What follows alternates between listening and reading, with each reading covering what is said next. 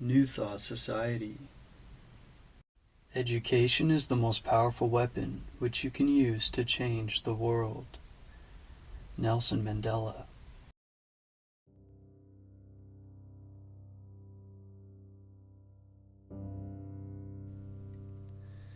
Introduction to Part 1 of the Master Key System. It is my privilege to enclose here Part 1 of the Master Key System. Would you bring into your life more power? Get the power consciousness. More health? Get the health consciousness. More happiness? Get the happiness consciousness. Live the spirit of these things until they become yours by right. It will then become impossible to keep them from you. The things of the world are fluid to a power within man by which he rules them. You need not acquire this power. You already have it. But you want to understand it. You want to use it. You want to control it. You want to impregnate yourself with it so that you can go forward and carry the world before you. Day by day, as you go on, as you gain momentum, as your inspiration deepens, as your plans crystallize, as you gain understanding, you will come to realize that this world is no dead pile of stones and timber, but that it is a living thing. It is made up of the beating hearts of humanity. It is a thing of life and beauty. It is evident that it requires understanding to work with material of this description, but those who come into this understanding are inspired by a new light, a new force. They gain confidence and greater power each day. They realize their hopes and their dreams come true. Life has a deeper, fuller, clearer meaning than before. And now, Part 1. That much gathers more is true on every plane of existence, and that loss leads to greater loss is equally true. Mind is creative, and conditions, environment, and all experiences in life are the result of our habitual or predominant mental attitude. The attitude of mind necessarily depends upon what we think. Therefore, the secret of all power, all achievement, and all possession depends upon our method of thinking.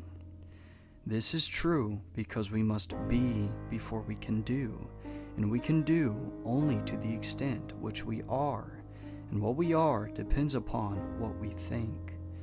We cannot express powers that we do not possess.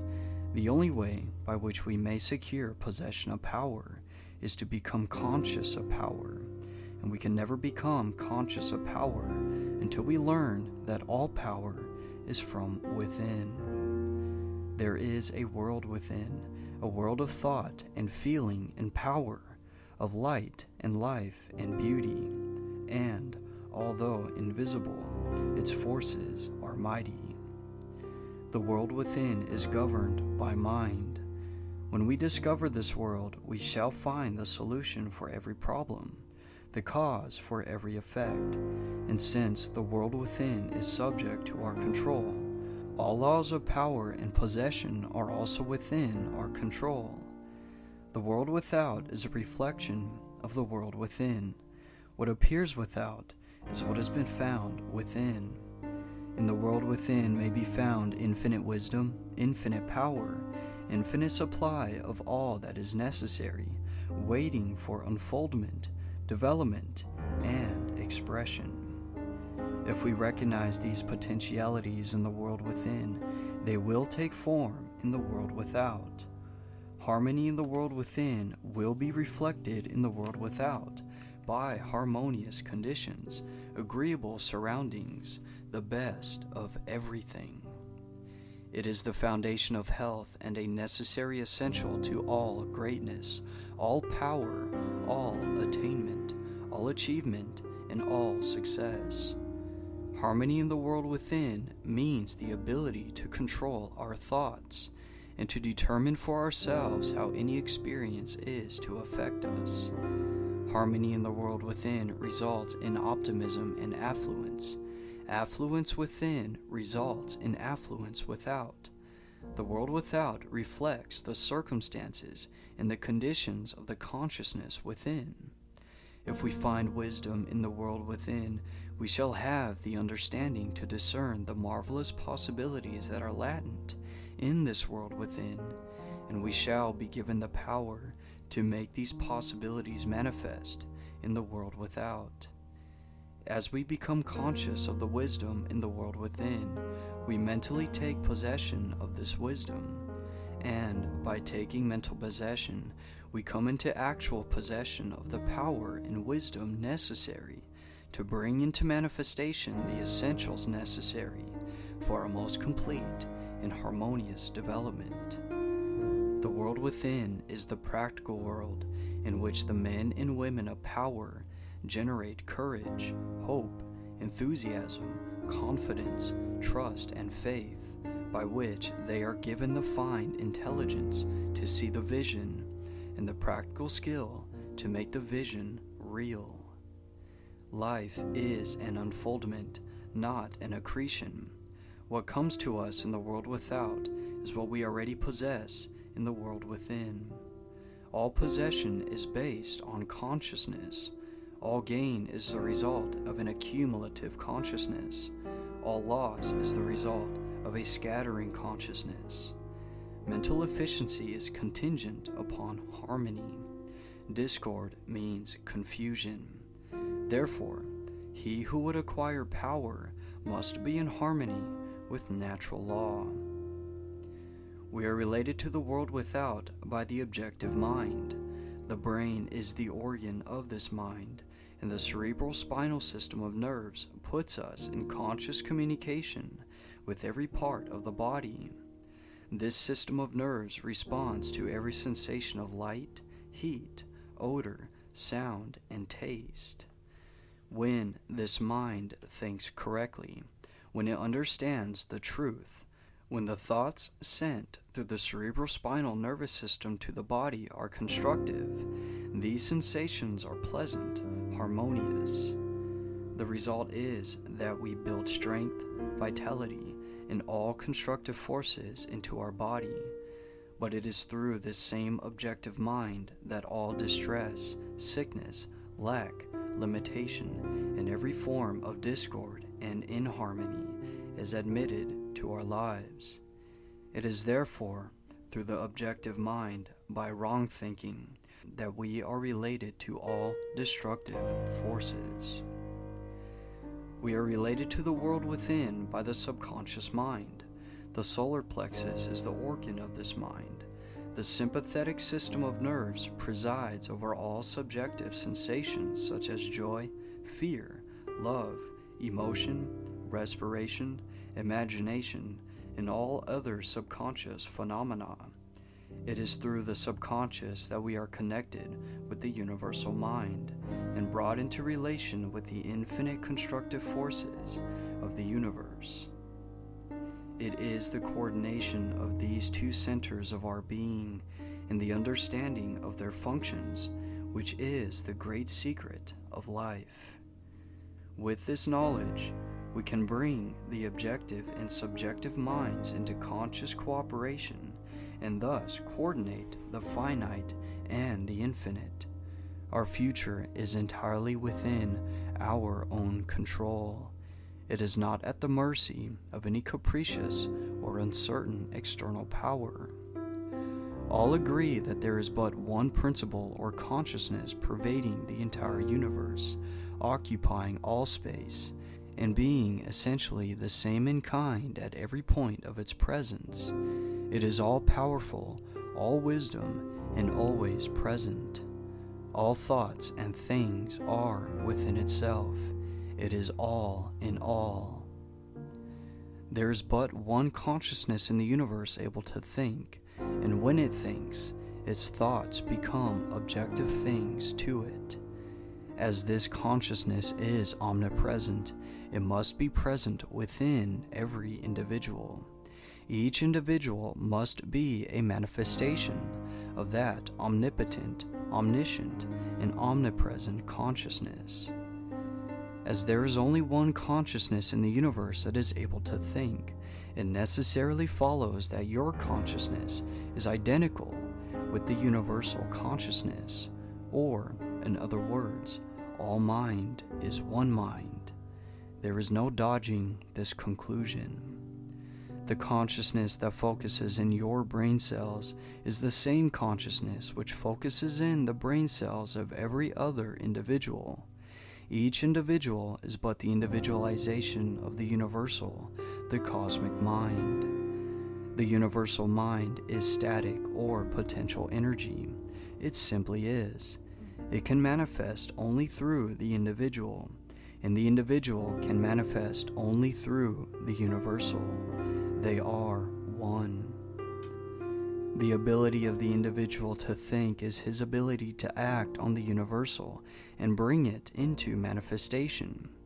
Human consciousness consists only in the ability of man to think. Mind in itself is believed to be a subtle form of static energy, from which arises the activities called thought, which is the dynamic phase of mind. Mind is static energy. Thought is dynamic energy, the two phases of the same thing. Thought is therefore the vibratory force formed by converting static mind into dynamic mind.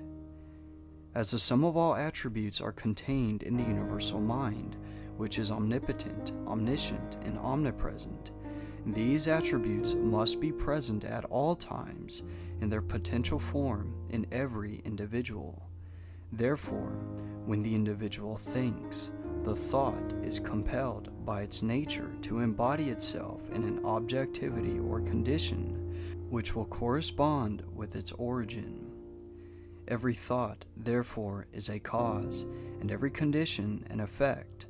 For this reason, it is absolutely essential that you control your thoughts so as to bring forth only desirable conditions. All power is from within and is absolutely under your control.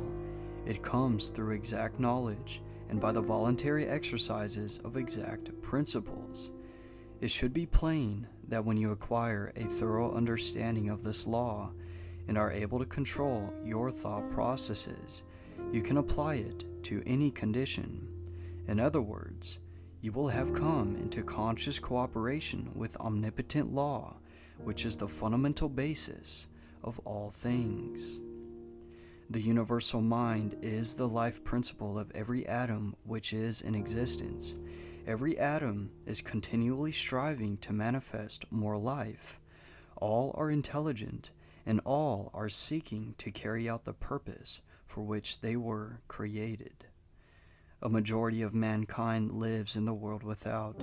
Few have found the world within, and yet it is the world within that makes the world without.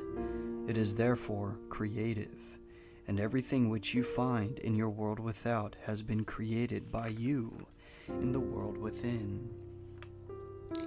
This system will bring you into a realization of power, which will be yours when you understand this relation between the world without and the world within. The world within is the cause, and the world without the effect. To change the effect, you must change the cause. You will at once see that this is a radically new and different idea. Most men try to change effects by working with effects. They fail to see that this is simply changing one form of distress for another. To remove discord, we must remove the cause, and this cause can be found only in the world within. All growth is from within. This is evident in all nature. Every plant, every animal, every human is a living testimony to this great law. And the error of the ages is in looking for strength or power from without. The world within is the universal fountain of supply, and the world without is the outlet to the stream.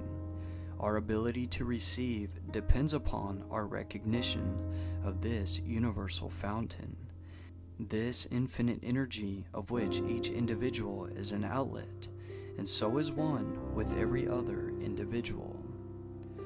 Recognition is a mental process. Mental action is therefore the interaction of the individual upon the universal mind, and as the universal mind is the intelligence which pervades all space and animates all living things, this mental action and reaction is the law of causation. But the principle of causation does not obtain in the individual, but in the universal mind. It is not an objective faculty, but a subjective process, and the results are seen in an infinite variety of conditions and experiences. In order to express life, there must be mind. Nothing can exist without mind. Everything which exists is some manifestation of this one basic substance from which and by which all things have been created and are continually being recreated. We live in a fathomless sea of plastic mind substance. This substance is ever alive and active. It is sensitive to the highest degree. It takes form according to the mental demand. Thought forms the mold or matrix from which the substance expresses. Remember that it is in the application alone that the value consists, and that a practical understanding of this law will substitute abundance for poverty, wisdom for ignorance, harmony for discord, and freedom for tyranny. And certainly, there can be no greater blessing than these from a material and social standpoint. Now, make the application. Select a room where you can be alone and undisturbed. Sit erect, comfortably, but do not lounge. Let your thoughts roam where they will, but be perfectly still from 15 minutes to half an hour. Continue this for 3 or 4 days, or for a week, until you secure full control of your physical being. Many will find this extremely difficult, others will conquer with ease, but it is absolutely essential to secure complete control of the body before you are ready to progress. Next week, you will receive instructions for the next step. In the meantime, you must have mastered this one.